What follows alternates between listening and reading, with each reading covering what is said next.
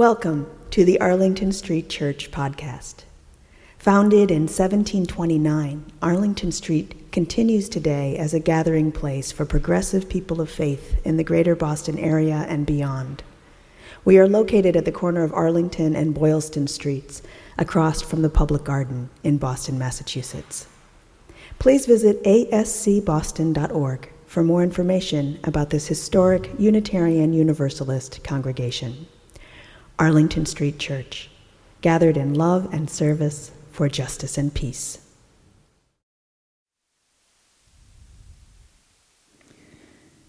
In times during which the incoming hits to our nervous systems are unrelenting, in times when we are dysregulated and disoriented, our natural inclination is to hold on tight, think roller coaster. Perhaps some of you have felt this way this past week. This morning I'm going to invite you to join me in reflecting on a counterintuitive, every fiber of your body screaming, no, spiritual practice, the spiritual practice of letting go. Let's start here. Are you breathing? Perhaps it's been a long time since you took a conscious, deep breath, a full-bodied in-breath and out-breath. Perhaps it's been as many as 4 years. I invite you now to breathe with me. Breathe with me. Breathe in and let go of it. Breathe all the way out. In and out. Keep your focus on the out breath. That's letting go. In and out. Let it go. Keep breathing. There comes a time for every one of us to let go. Actually, there come many, many times every day. We can't savor the present, let alone move into the future, if we're clinging to the past. The unmet expectations, betrayal, resentment, the shattered dreams, guilt, and grief. Getting all righteous about what might have been, could have been, should have been, only gets us nowhere, but stuck and hurting. Maybe our pride is hurt. Maybe we don't want to see as someone who gives up, a quitter. But maybe we're being called to let the past be past, pronounce it dead, and walk into a new day. Ironically, Dr. Haider Zahed, a scientist, calls it the art of letting go, answering the invitation to relinquish unhealthy attachments to people, events, ideas, possessions, and minor irritations. Ann Landers, matron saint of advice, wrote, "Some people believe holding on and hanging in there are signs of great strength. However, there are times when it takes much more strength to know when to let go, and then to let go." Psychotherapist and professor Dr. Eileen S. Cohen writes, "Holding on to pain doesn't fix anything. Replaying the past over and over again does not change it. Wishing things were different does not make it so. In some cases, especially when it comes to the past, all you can do is accept whatever it is we're holding on to, and then let it go. Let it go." That's how everything changes. Dr. Zahed continues, "No time is better than the present to make a conscious decision to release negative influences so we can enjoy life as it unfolds, precious moments every day. To let go also means to give up resisting and struggling to hold on, accepting what is, and letting go of what was.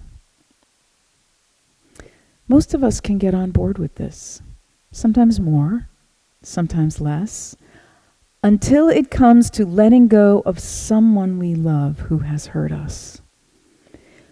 We can't control what others think or do. We can try, but it's a losing wager.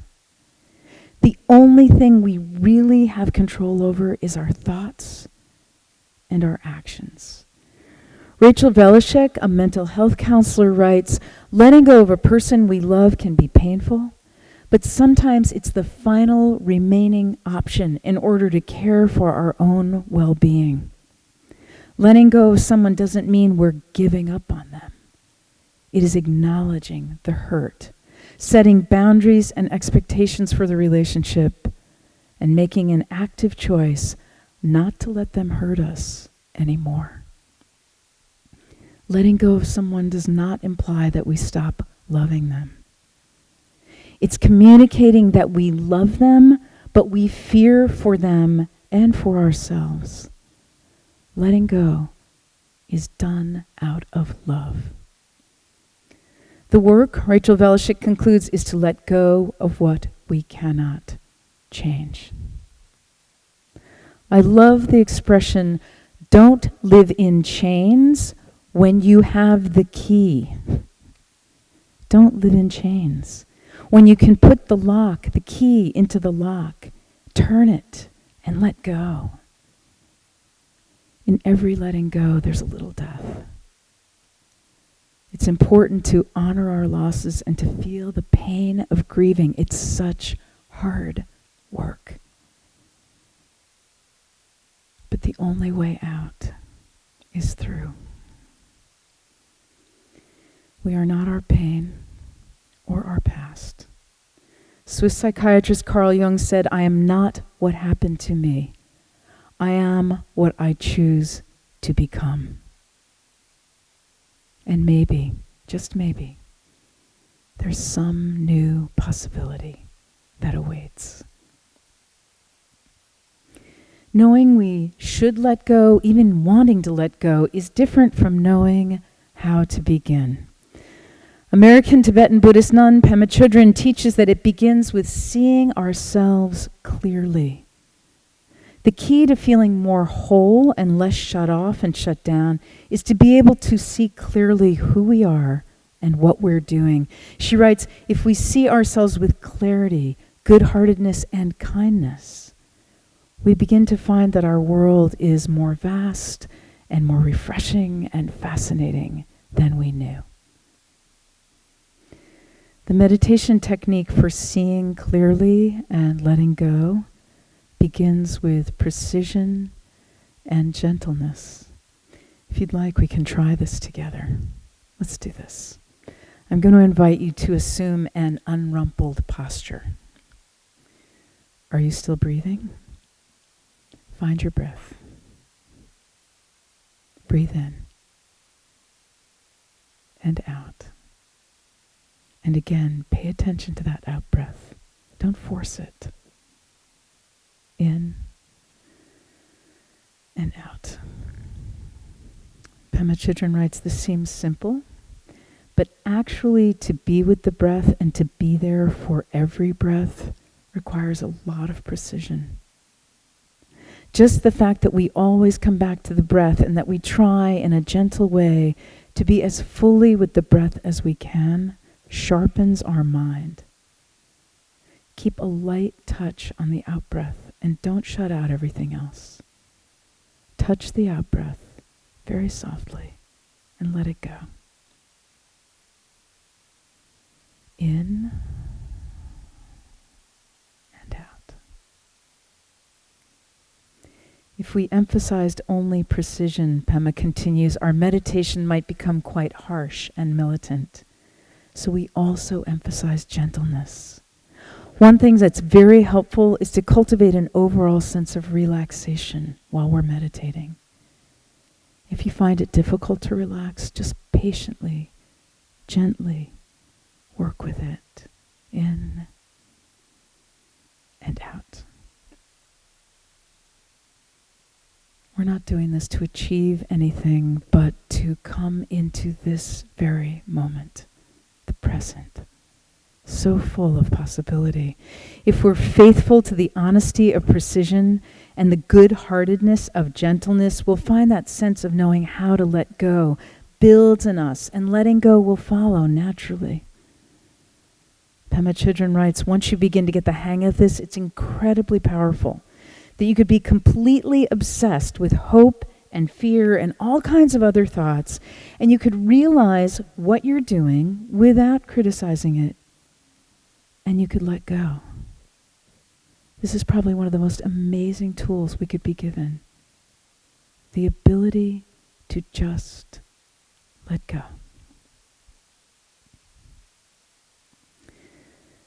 Over these past 4 years, countless friends and families have been riven by political differences.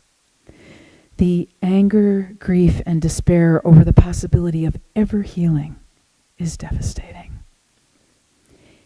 It's true that nothing will ever be the same.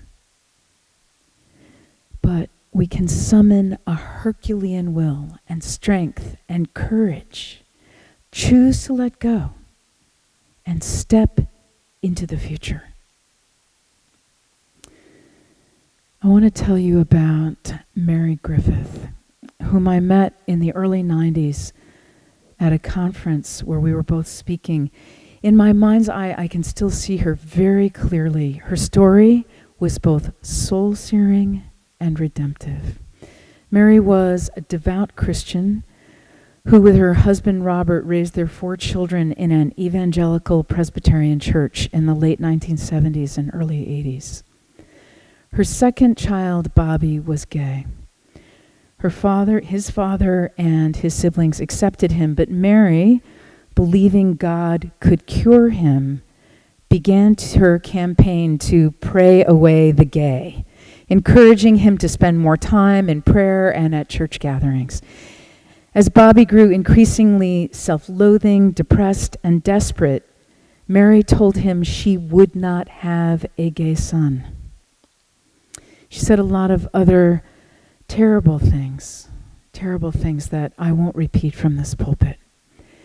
And you know where this is going. Bobby died by suicide. Mary's heart broke. In her grief, she began to question her church's teachings. And slowly but surely, she reached out to the queer community, which embraced her. And then she discovered PFLAG, Parents, Friends, and Family of Lesbians and Gays, where she was politicized. In a speech before her local city council, she told them that her stubborn refusal to reevaluate the teachings of a church that told her to reject her child had cost her his life. And then she urged them to think before they spouted dehumanizing slander, because she said somewhere a child is listening. In 1995, Mary published her story. Her book is called Prayers for Bobby. She died on February 20th of this year, having spent more than 40 years as an unstinting, dedicated, and fierce advocate for queer kids. Brian K. Bond, executive director of PFLAG National, eulogized Mary Griffith, saying she had led by heroic example, changing hearts and minds by sharing her personal journey to help countless other parents so they would not have to face the same loss that she did. Speaking softly in that crowded room all those years ago now, Mary told me that while it was too late for Bobby, she wanted to be sure she was in time for literally thousands of other Bobbies and their families. And I thought then, as I'm thinking now, that if Mary could so profoundly change her mind and heart, and then spend the rest of her life changing the hearts and minds of others, there is hope for us all. Now, let us begin. Beloved spiritual companions, I invite you to the spiritual practice of letting go.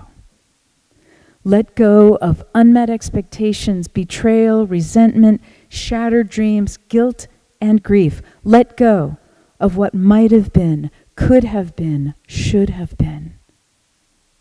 We are not our pain or our past. Do not live in chains when you have the key. Remember to find your breath. In and out. Touch the out-breath very gently and let it go. Come into this very moment. May we choose courage, strength, and love. Now, let us begin.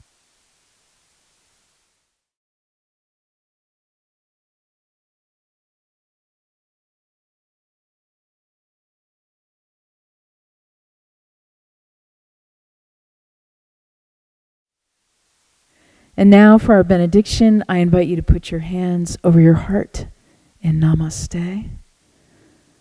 I bow to the divine in you. Our benediction comes from Indian author Kalidasa's Exhortation to the Dawn. Look to this day, for it is life, the very life of life. In its brief course lie all the verities and realities of our existence. Yesterday is but a dream, and tomorrow but a vision. Let us look well, therefore, to this day. Let us keep this faith, beloveds, and pass it on. The service begins when the service ends. Bless your hearts. I love you. Amen.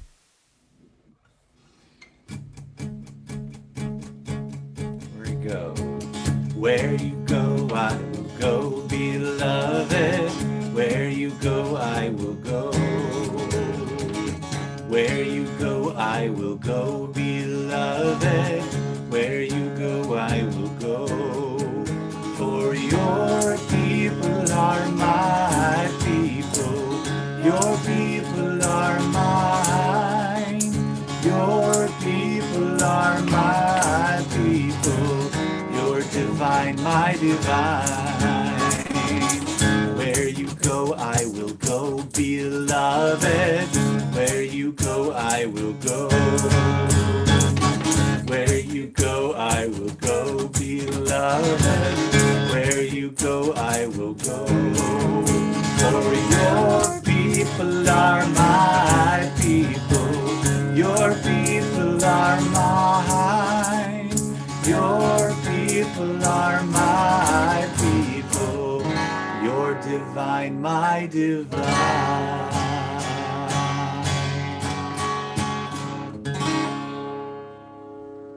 Thanks, everyone. Amen.